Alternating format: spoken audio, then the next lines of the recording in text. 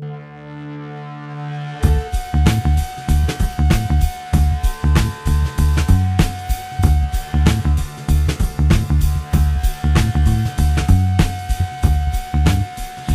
everybody, to the Nightly News Podcast. This is Professor Paul Miller, and I'm so fortunate today to be joined by Dr. Brant Ellsworth.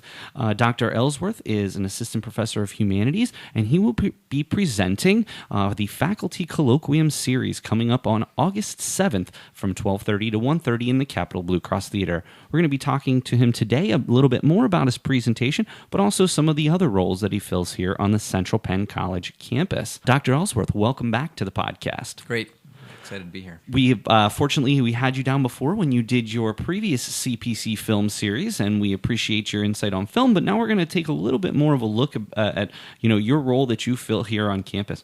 Well, let's start off first, since we're talking about the CPC film series. That's coming up on Friday, July 26th, and will be presented by Dr. Marcy Rovin doing Harry Potter and the Order of the Phoenix. So you are, what would you call yourself, the creator or curator of the CPC film series? How about the vision behind it? At this point, I don't do much with it. It was kind of a brainchild, something that I brought with me when I started here 2 years ago. But really, it's the faculty within our department that have kind of taken the reins and run with this. I'm so thankful for all of our terrific faculty, their interest in film and kind of bringing their talents and their interests to the Central Penn community. Where was this an idea that you came from? I mean, I know that, there's film screenings all over at different colleges and there are different presentations, but I'm not overly familiar of a series like this that happens at fixed rates. Where did you come up with this idea? So I did my undergraduate studies at Brigham Young University. I remember taking a class on film, and one of the requirements for that is that we attended the international film series that BYU hosted. I think it was every month. They brought a different international film, and they screened it usually early on a Saturday morning. And I remember watching those films, and just really falling in love with ideas about cinematography and looking for larger themes that I had often overlooked when I just simply went to films to be entertained. I mean, and that's something that's very interesting, and I've talked about this on the podcast several times. It got to the point where when I was 18, 19, 20, I really started looking at film differently. I knew that certain films I was watching, certainly ones that I've done in the film series and others, I knew there was something different about them. And when I was younger, in my earlier teenage years, I didn't quite get what that was. But it was when I started watching films of these auteur directors, Spike Lee, Quentin Tarantino, Christopher Nolan, that I really understood the depth and frankly, art that film are. And I just appreciate the fact that you have been the champion of this film series, and I'm just, frankly, I love them. And I think that they've been so successful. It's been a great way to reach out to the community. How do you feel this has been received on campus and in the community at large? Well, I would lie if I said I was 100% pleased. I'm so grateful for those faculty, the staff that show. I'm grateful for the students who come often as part of an extra credit. But I would love to see far more outreach, far more interest in this.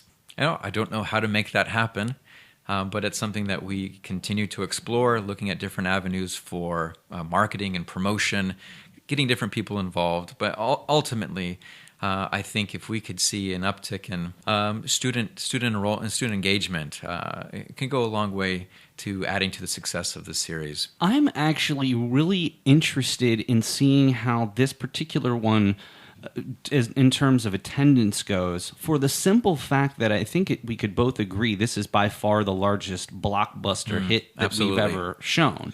And so I would imagine that the attendance would probably be the highest here as well. So I guess wishful thinking. Yeah, well, absolutely. So one final plug, all those students who are listening, come on out. If you're in one of my classes, by all means, come. I'm giving extra credit to all of my students who attend, and if your faculty member, if your professor doesn't, well, I will give you extra credit anyway. I'm actually the same way. If you're in any of my classes, please feel free to come out. Or you can always even ask your professor if maybe they would consider offering extra credit for the event. That's going to be taking place on Friday, July 26th at 6:30 in the Capital Blue Cross Theater here at Summerdale. Well, some of the other things that I wanted to have a chance to talk about, because when we had you on before, we really did just talk about the film series and some of your background in film, and I'll certainly link back to that in case anyone else wants to relive that podcast. But I do want to talk a little bit more about your role here at the college. You are an assistant professor of humanities here at Central Penn College. What are some of the classes that you typically teach in your area? And I know that they vary, but if you had to pick, say, 3-4 classes that you typically teach term to term, what are those classes? Well, I teach U.S. History Survey courses, so you can find those as History 120 and 130, as well as African American History, which is History 110. I also teach the American Civil War, History 340, as well as Martin Luther King 330. And those are the courses within my history wheelhouse. Outside of that, I also teach other general education courses in philosophy. I teach an ethics course, for example. But those history courses are my bread and butter. Now, I want to talk about one specific class that you were talking about here, and it was the American Civil War. Mm-hmm. In some discussions that we were having previous to the podcast, you'd really discussed about how when you teach the American Civil War, often it's not immediately what the students might expect when they come into it. A lot of American Civil War classes focus on the generals and the battles and who won what battle and sort of the timeline of the war. You approach it in a different way. Could you maybe explain this approach that you offer with the American Civil War? Yeah, absolutely. I just actually had a student email me saying, "Professor, I really hope we talk more about the war." And I was like, well, I'm sorry, that's not what's on the syllabus. So yeah, absolutely. We are, instead of a top-down approach, kind of as you described, looking at the generals and the politicians and talking about battle strategies and who did what, when, and where, and why, I approach that, I see that as something that any student could gain by watching the Ken Burns Civil War series or by picking up James McPherson's book, The Battle Cry of Freedom. What can I add as a general education course in history? It's being able to think far more critically about the past. And so instead of just telling students who and what and where and making sure they can memorize those dates, I want students to be able to think critically about those issues and to think about how the war could have impacted people. Because, frankly, as we look at war, I think that's ultimately what we're most interested in. What is the impact on the individual? So my approach is a bottom-up approach. I'm more interested in the individual. I want to know about the soldiers. I want to know about the families left behind at the war. I want to know about the slaves, both those who joined the war and those who were stuck behind so-called enemy lines. I want to know about those people who caused the war. I want to hear about the conversations that people were having both in Washington and state houses. I want to know about the newspaper articles that were calling for the abolition of slavery.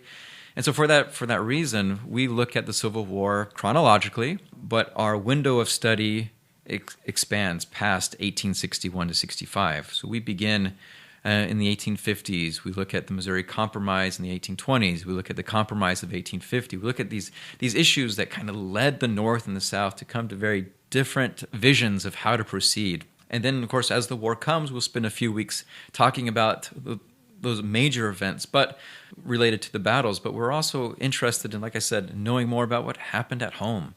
What happened with a wife when her husband died or that he went off to war?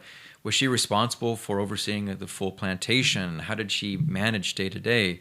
What happened when there wasn't food to eat, and who did they go to? And anyways, these type of issues, I think, provide a platform for students to look more critically at the past, and therefore I think it's a far more effective way of studying the past. I think that is extremely insightful. And again, when I initially heard you talking about this, I thought to myself, this is something special. This is something that, when you sign up for that class, that might not be what you were anticipating, but you're providing an opportunity to learn so much more than a straight history class learning dates and times and things like that. Yeah. Now, I did want to follow up with one question. Sure. So you ask, what happened to some of the, maybe the plantation owners, the women who were left behind by their, husbands who went away to war? Can you just give us some insight on, in a general sense, what actually did happen? Yeah, I'll summarize the reading of another historian that my students read.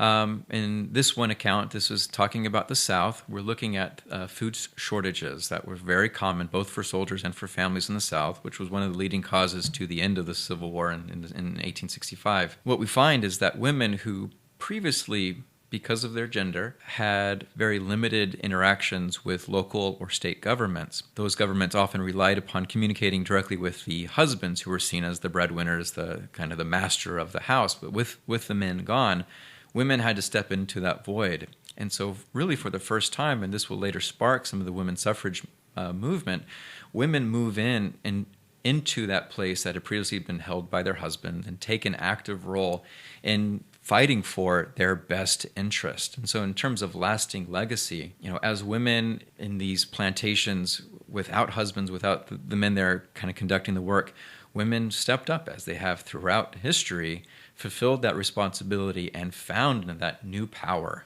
a sense of empowerment that, like I said, lasted long after the war ended. You also mentioned that in some of the readings that you take a look at in this class, our former president, of course, Abraham Lincoln, maybe not looked in quite the same regard from some other famous historians. Can you just give us a brief overview about what you referenced earlier? Yeah, this is a popular debate topic for historians. Is Abraham Lincoln truly this great emancipator? Is he the American Moses that many people claim? Now, I'm not going to side one way or the other. I'll just share what other historians have noted. Of course, some say yes. Lincoln is responsible for the passage of the Emancipation Proclamation. He's the driving force behind the Union Army. Ultimately, many slaves will give credit to Abraham Lincoln for freeing them. Other historians have pointed out that maybe that historical record isn't as accurate. For instance, Frederick Douglass, who was a famous, he himself was a slave, becomes quite educated, becomes a famous orator and abolitionist, he writes he had a one-on-one meeting with Lincoln in which Lincoln said after the passage of the Emancipation Proclamation, I have no way of getting this information out to the South. Will you kind of lead that charge? Will you find other men who will go into the South kind of with risk to life and limb and share word of emancipation with slaves so that rumor mill can get started? Others will say, well, let's pump the brakes here before we call Lincoln the great emancipator. Lincoln certainly passed a bill, but who emancipated the slaves if not the slaves themselves? When Lincoln passed the Emancipation Proclamation, that did not guarantee freedom. You have many slaves who will have to kind of have their own faith, have to have courage, because they know the second they walk off of that plantation, they are breaking the law and can be subject to penalty. And so did Lincoln free the slaves? Or, as a popular historian has recently claimed, or did slaves free themselves? Now, here's a question that I have because... For example, this is not a story you would read in a history book. And with your background in studying these types of things, why is it that history is so one-sided in a way, such as this? Like, this is not anything that you would ever hear in any type of history book, certainly maybe in some scholarly articles that are making these types of claims, but why is it that really, if you want to say it, it's our history books are very vanilla. They're rarely two-sided, and as we know, there are two sides to every story. Why do you suppose that is? Well, I think it helps if we go back and really identify what we mean by history. This is an exercise I do with my students on the first day of class. Is history and the past the same thing? And many students are like, oh yeah, of course, we use those interchangeably. But we do that at our own risk because history and the past are not the same thing. The past is anything that precedes this moment. But history, instead, are the stories that we tell about the past. It's the narratives that we create, the way that we make sense of the events of the past. People ultimately decide what is important about the past and what version of the past gets told. And because of that, there's certainly bias within history. There are accepted versions. There are simplified versions. Ultimately, history plays this role, especially when you talk about textbooks. Its role is to tell a story. Usually an nationally accepted story about the past. Is that story always right? No, of course not. Does that story ignore important pieces of the past? Absolutely. And it does that because, again, what is the purpose of history? for a second grader, the purpose of history may be to inculcate patriotism or nationalism, pride in the founding fathers. As we get older, we begin to see some of the underbelly of the past, and we begin to explore, wait a second, was there a cherry tree that got chopped down? And if not, why did my second grade teacher tell me about a cherry tree? And so we begin to see that history does play a very particular role in the life of a student, and I personally believe that the more that we peel back those layers and get to the real core of that story, understand why that story was told the way it was, we can be more or less unbiased with our past. This is a perfect segue to move into your research colloquium. So Yeah. you'd mentioned earlier that you did your undergrad studies at BYU, but then you moved on to Penn State and received your MA and PhD in American and United States Studies and Civilization. So your colloquium series topic is as follows: Men with Bark On, Willard the Fighting Parson Bean, and the Construction of the Mormon Masculine Ideal from 1890 to 1920. You'd mentioned It's that a mouthful. it is. You'd mentioned that you were working on this as part of your PhD dissertation. So can you maybe give us a little bit of a background? You'd mentioned, too, when we just got done talking about the history as a whole, that it really helps as a younger person to create this American identity and talking about more what it means to be an American. I think this also, there's definitely some overlap here with what you're talking about in your research colloquium, wouldn't you say? Sure, absolutely. So a common question that I think we pose is, what does it mean, especially today, what does it mean to be American? What is an American? And has the definition or the characteristics of an American, have those changed over time? I think anyone who has studied the past understands that, yeah, absolutely. The way that American citizenship or American identity was originally defined will gradually change from the Constitution through the 19th century. Even today, we are constantly debating who is and who isn't American. I mean, is there perhaps a more polarizing question than that today? Just this morning, I saw President Trump double down on this. If you don't like this country, if you're not happy, if you hate us, leave. And this is a great point of saying what is American and what isn't. Clearly, in his mind, people who aren't happy about America aren't American, or they shouldn't be here. So I bring this up because this is obviously an issue that is often being debated. In this period that I'm looking at, this window in the late 19th and early 20th century, perhaps equals today in the amount of animosity that we have towards Americans and immigrants. And whether we look at the 1882 Chinese Exclusion Act, which was the first time that Congress unilaterally declared that people from a specific region of the country would not be permitted in the United States, which put immediately at peril those Chinese immigrants that were living in the West, especially those who were responsible for building the Transcontinental Railroad, which was completed in 1869. We see persecution of the Catholics. We see persecution of the Irish. We see persecutions especially of African Americans in this post-Civil War era as the Reconstruction attempts to bridge the country, to put it back together and give African Americans equal footing with white America. We see that those took some significant steps back after the closure of Reconstruction in 1977. So my topic is looking at another minority group, a marginalized group, members of the Church of Jesus Christ of Latter-day Saints, which has popularly been referred to as the Mormon Church or the LDS Church. Now, I believe it's important to call people what they want to be called. And the Mormon Church has recently declared that they would like people to refer to them as members of the Church of Jesus Christ of Latter-day Saints. So I'm going to do my best to do that in this podcast. So I'm interested in the plight of members of the Church of Jesus Christ, of members of this church, and how they navigated American identity.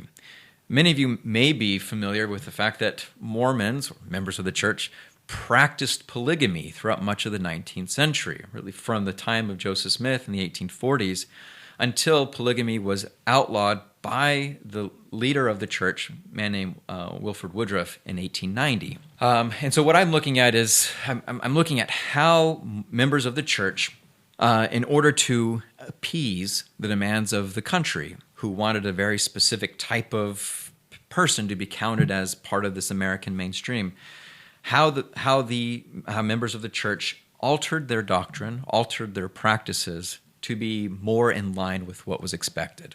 My first question, certainly referencing what you talked about previously, but also referencing this particular colloquium, I would imagine a lot of the documents that you would need for something like this would be extremely difficult to find. We're not, and I'm sure that microfilm still exists, but in a lot of cases, some of these older documents, that might be the only access you have to them. Can you maybe just give a sense of when you're doing research on something of this, over 100 years old, where you even go about beginning to try to find some of these resources? Well, that's a great question. Paul, I know that one thing that members of the LDS Church pride themselves is on record keeping. Okay. And they have done a superb job of keeping record of the past. Of course, most of the documents that I was interested in looking at exist not here in Pennsylvania with us, but out in Utah. So in order to conduct this research, a few years ago, I took my family, traveled by car all the way to... That's a long drive. Drove all the way to Utah. We rented an apartment for the summer. And I spent the days in the libraries at the University of Utah, at Brigham Young University, the state libraries in Salt Lake City, going through the special collections, going through, like you said, microfilm, journals, letters, documents from church leadership, trying to better understand different aspects of different periods of this time. That's unbelievable. That's to me, the research that I do is always evolving in the fact that, if I'm not finding the most current and accurate, and it's very easy for me to find this stuff, what you're, researching, it's just got to be, where do you even start? I mean, are you even aware of what documents even exist?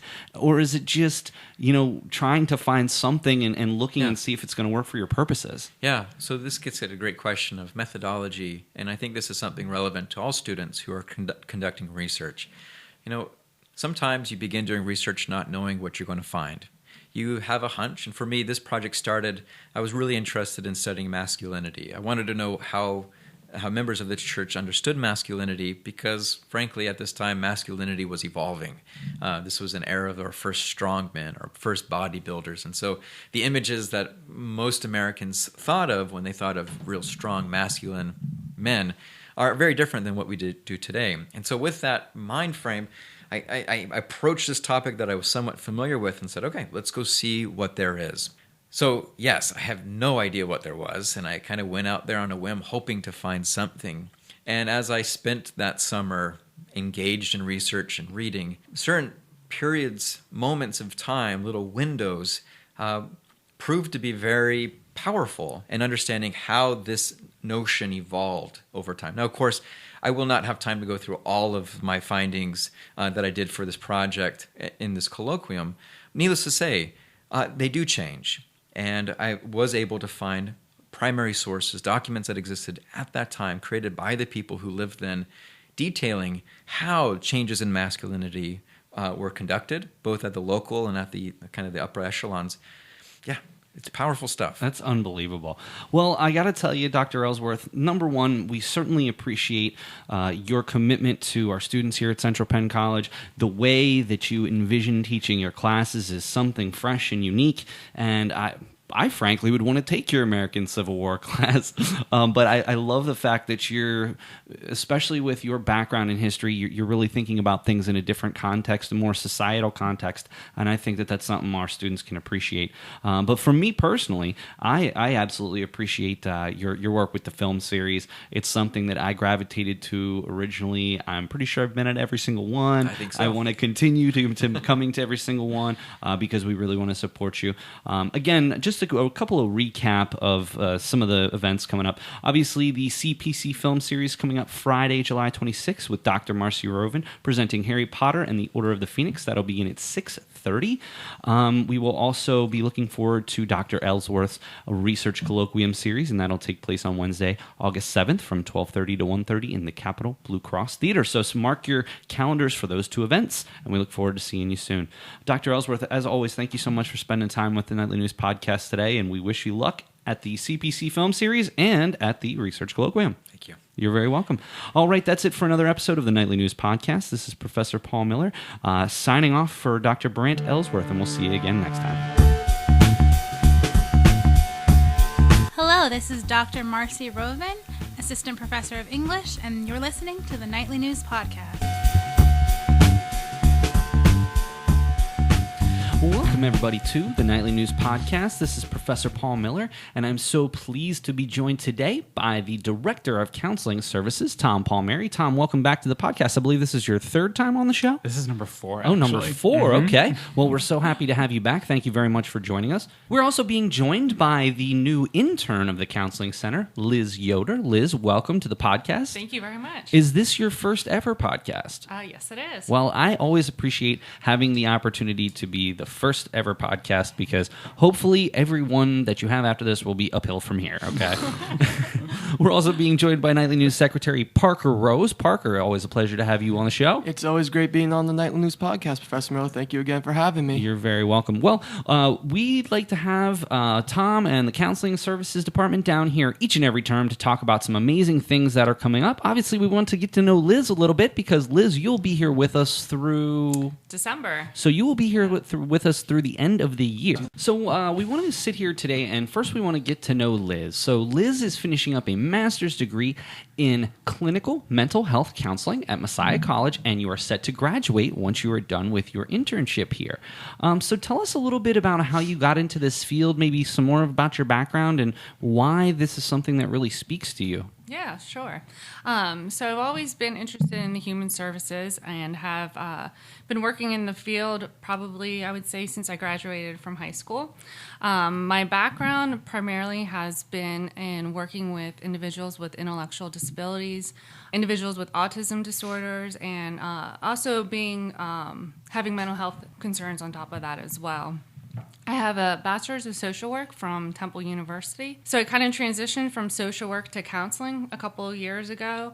I was had been working in the field for, like I said, for quite a long time and was looking to go a different direction in my degree, and had been doing some undergrad studies at Messiah College and became interested in counseling and find out a little bit more about the counseling program at Messiah and just went from there. So that's what I've been doing. Well, and I'm sure Tom has told you, I have a son that's on the autism spectrum, and the interaction that he gets with not only just his teachers, but also other people in the school, outside of the school, therapists that, I mean, it's just made a tremendous improvement in his life. So just from him, thank you for spending time with children that are on the autism spectrum, because it's literally the old cliche, it takes a village. I mean, literally, when you have special needs children, it literally takes a village. I mean, we work with him as much as we can. He gets, work at school. He has, independent therapists, and all of us have a role in making him who he is today. So thank you so much for doing that. And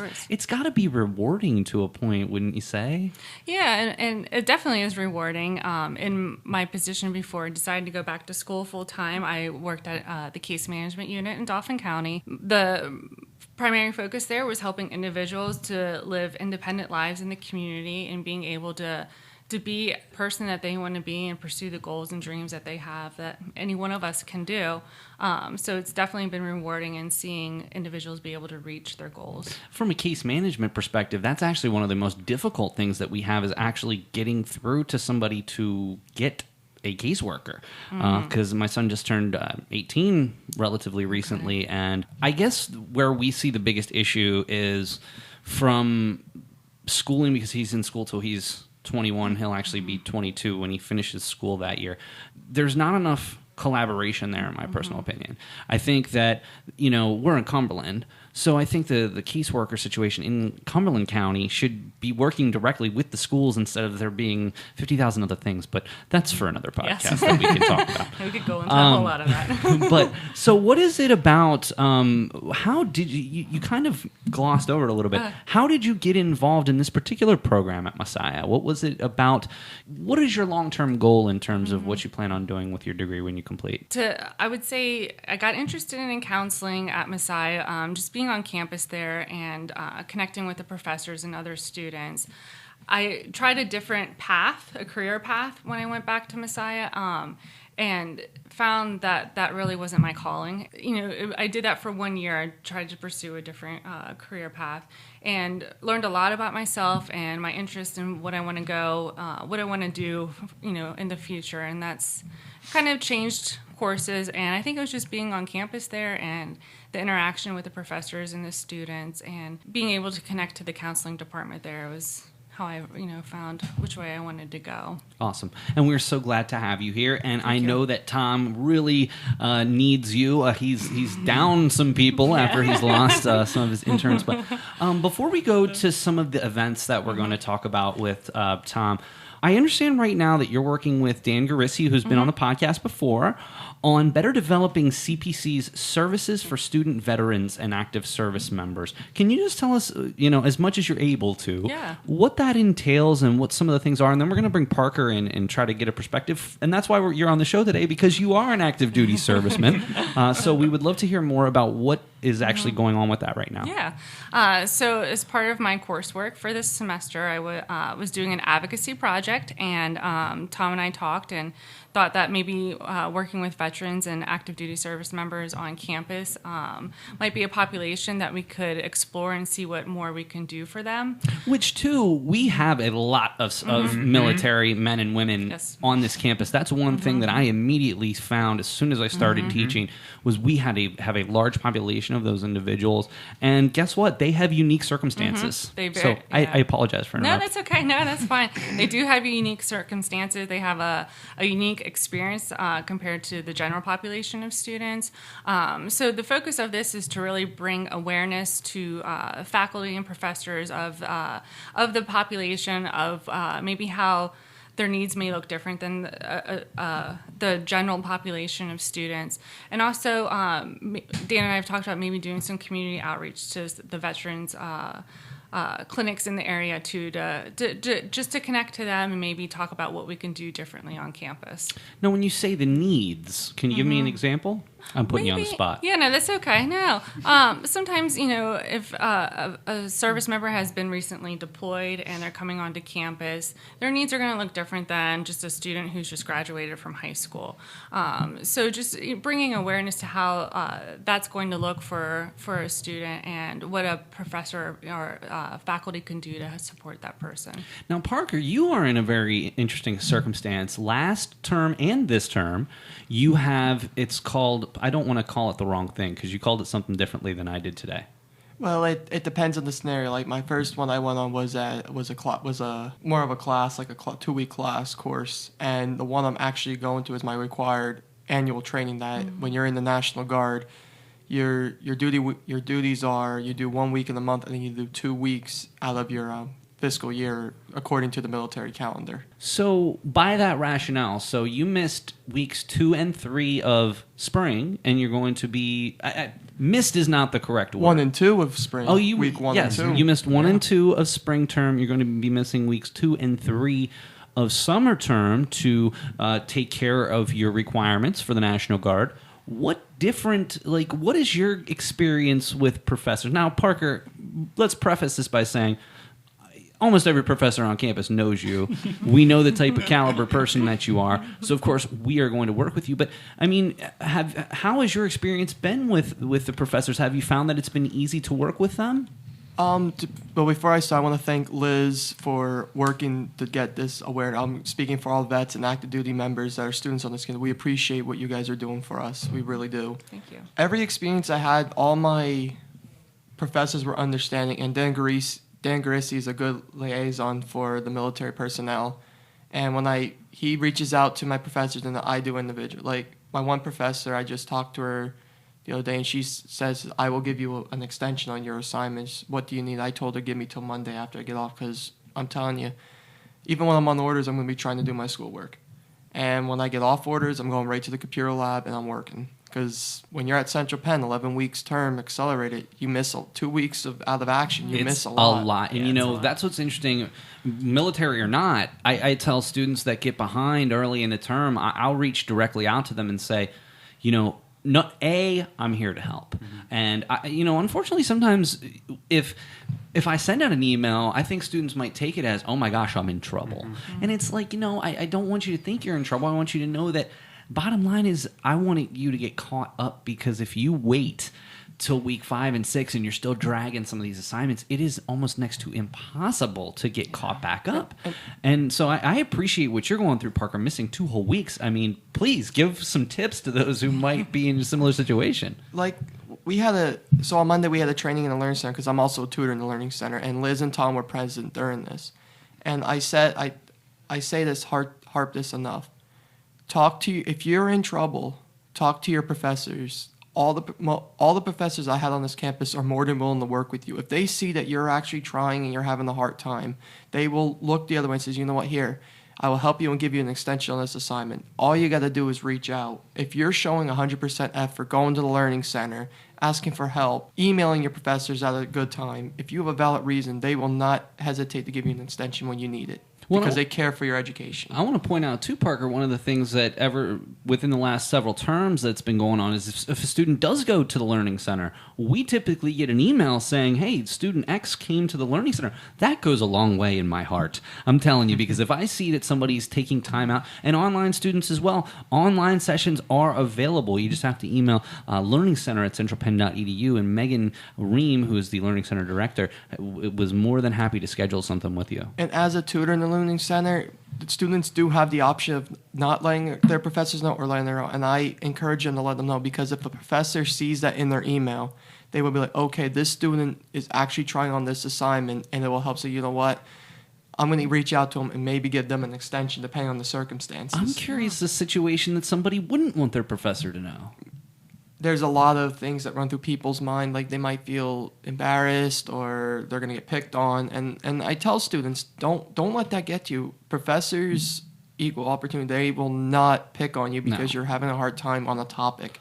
I was in that boat. I feel bad that people would feel that way. I would never. I mean, and again, I'm only myself, so but it's encouraged. I love seeing that kind of stuff in my email when I come into work every morning. That, you know, Parker got to work with one of my students, and it means a lot. It means a lot to me that you're seeking out that extra, because I have people who won't even email me. You know, students in my online class, I'll reach out to them. I'll say, I noticed that you might be having some problems, and refuse to get back to me, and it upsets me, not because I'm mad at them, but because I want to help them, and I just want them to kind of meet me halfway, and unfortunately, sometimes that's just not the case. So, but Parker, number one, thank you very much from the Nightly News for your service. My family has several war veterans in my family, so we've always been certainly very, very accepting and thankful for our servicemen and women, and it certainly goes out to you as well, especially when you come to me and apologize that you're not going to be at the meeting because you're in the National Guard. I'm pretty sure we'll let you off the hook on that one. With that statement, I really appreciate everyone's support, and thank you for the shout out to the Nightly News for their support. I really appreciate it, and I think every men and women that wear the uniform that I do, they appreciate it too, that will be listening. But of course. Well, Tom, I want to bring you in on the conversation here. Tons of big things going on right now. And I want to start off with Word Wednesday. Word Wednesday is going to be every week, except weeks 1, 5, and 11. Wednesdays from 12:30 to 1 p.m. in the Night and Day Cafe. And the first 8 students who arrive receive a free lunch.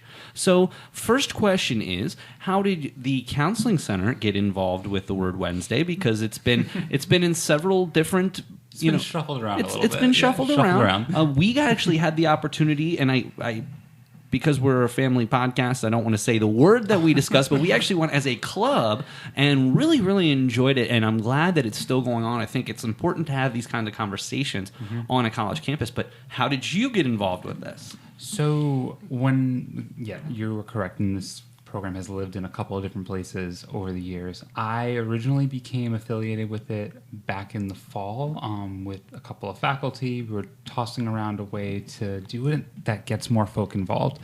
Didn't really quite land the way that anybody wanted it to, so it kind of went on hiatus. And then Last term, when Liz started, I was working with a couple of folk on our diversity committee with the college, and I kind of said, like, look, let's maybe try it a little different way. Let's try to do it like right in the cafeteria. Let's make it during that common half hour, and let's just see what happens. So we piloted it at the end of the spring term, and I really kind of put Liz in charge of like the whole thing, really. And so the two words that we did in the end of spring were veteran and pride, and it went over really well. We had students show up, we had students kind of talk about their experiences with different things, and that format of just having it be like that conversation that was kind of, there's something really intimate around like sharing a meal with somebody, and it went over so well. And so Liz has already created like the program guide for the 8 weeks of the summer term. We didn't do it on week 1 because we didn't want to conflict with the activities fair, and then week 11 is just like in and of itself a little bit of a crazy time. And there's a faculty colloquium, I think Dr. Ellsworth is doing that one on week 5, so we didn't want to conflict with that either. But for the other 8 weeks, it's going to be in the Night and Day Cafe. Either Liz or myself or both of us are going to be right in the middle of the space with box lunches ready to roll. Yeah, I'm really happy that we found a format that people responded to, and I'm really happy that we get to have some of those conversations and really kind of keep a beat on, you know, what's important to the students. Well, and the word Wednesday for those veterans to Central Penn kind of evolved from the old common hours. Yes. And we used to have a situation where 12:10 to 1:10 no classes ran, except we'd run our our intro to human communication, because we would have speakers come on and we would actually use those speakers as part of the class. When we went to the new schedule, we do have this common half hour. Unfortunately, what we find a lot of times, either people are coming from class or going to class, and it ends up being about a common 10-15 minutes. Sure. We actually, as Parker, we actually had our meetings during that common half hour, and it just didn't work for us. And I appreciate that the school is trying to do something, and we're trying to make our schedule as flexible as possible. But on the opposing viewpoint, for faculty, we also do some of these 20-minute mentor series. The Word Wednesday type of programming fits perfectly in a half an hour. Yeah. So sometimes it's not necessarily the best to do like a club meeting, but whereas that 30 minutes, it actually seems like it's a perfect amount of time for the Word Wednesday. What do you think? Yeah, I think it's like anything else. You can only stay on a sinking ship for so long. Like at some point, you have to be flexible, and some people will implement flexibility when the water first starts to get to their ankles, and other people wait until the water's at their chest. And interesting analogy. Well, we are coming to the end of the podcast, but there is one big question that I want to ask both you and Parker. Okay, so it says in my notes, in my show notes, that you'll be collaborating with Janet Bixler and the theater program for upcoming performances this fall. Would you like to share? Sure. I actually just talked with Janet about it like earlier today, which I guess is last week by the time people listen to this. But Counseling Services has been involved in the student created plays even since before I got here. So in addition to the fall play, there's an opportunity for us to collaborate with the project that Janet is running this summer with a body outside the school, and really just helping students kind of process some of the themes in the previous show, which was the 5th student created play, Twisted Fairy Tales. Myself, Monica and Chloe, and then Liz, after she got here, really worked with the students on figuring out how to tell their story in a way that accurately represented their story, but also didn't put them in situations where it was kind of like re-triggering while they were doing it. And then after the fact, Janet, and this is again where Liz was able to kind of take something and run with it, Janet reached out to us about kind of doing some sort of closing ritual for the cast due to the nature. And those of you that saw the performance kind of realized that there were some really intense themes. There's no question. To assault and to violence. And so Liz basically on the fly helped to co-develop a program for the cast and other students. And so I always look forward to, because I think I've shared before on here, I have a little bit of a theater background myself, so I always look forward to opportunities to work with Janet just because it's something that speaks to me. And just the idea of learning how to tell, for a person, how to tell their story. If you think about it, we tell our story like in so many different ways on like a daily basis. That's always a cool skill to develop. Parker, do you want to walk us through maybe a little bit of what Tom's alluding to after Lost and Found? Oh, absolutely. After Lost and Found and the fairy tale, the Lost and Fairy Tale student grade play, I'll be honest, during mine, it was hard to tell my story in the middle because of what people that came and saw the show, they know what happened to me. And Tom was 100% supportive, and he pulled me aside, talked to me one-on-one.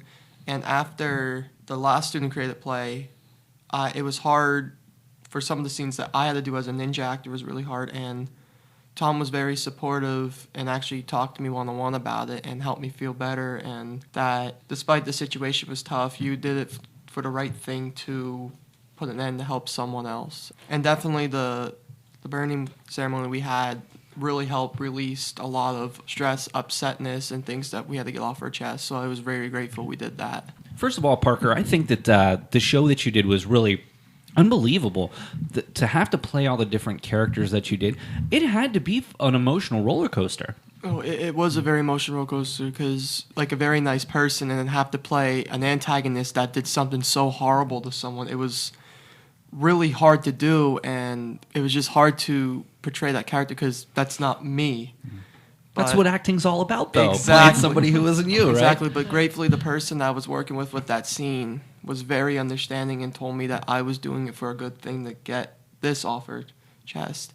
And having the support from Liz and Tom and the actor as well really helped me realize that, okay, even though this is a very bad situation, I'm doing it to help someone get better. So, Tom, the final question. With all of your theater background, any chance we're going to see you up on the stage?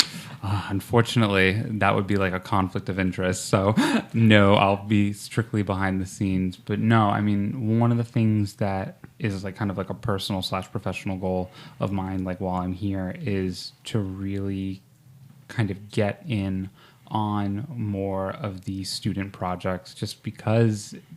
And I always appreciate people's openness, especially even as Parker's kind of sharing his experience now. Sometimes it's not easy, and you won't necessarily know you're going to need some support until after something has happened. So anything that I'm able to do with any group on campus and like kind of be proactive, like it provides me with some reassurance, but it's also just a reminder that, you know, counseling services isn't just when like a student's in trouble or when like someone's like feeling crazy. You can't see the air quotes, but I'm using them right now. So it's been really cool to collaborate with different offices on campus. Parker's actually seen a lot of us in the past couple of weeks because we've been implementing some new programming with Residence Life, some training for the new round of RAs that are doing a great job. We've been doing some stuff with the Learning Center. I have a couple of irons in the fire that I can't quite talk about yet, but Soon enough. We'll have you back again. Yeah, hopefully by the time the fall rolls around, I'll be like, and let me tell you about this thing. So yeah.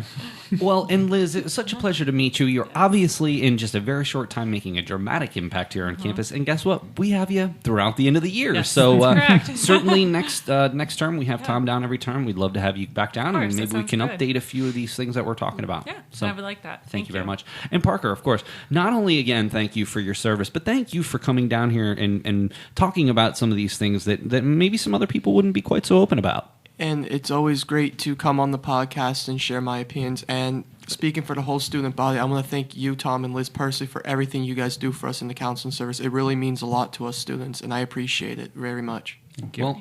Well, everybody, thank you so much for being here. It's always such a pleasure when we have you down here to the Boyer House to chat with you about what you have going on in the Counseling Center. Yeah, thank you, Thank Paul. you. All right, so for the Director of Counseling Services, Tom Palmieri, and his new intern till the end of the year, Liz Yoder, and of course, Nightly News Secretary Parker Rose, this is Professor Paul Miller, and we'll see you again next time on the Nightly News Podcast.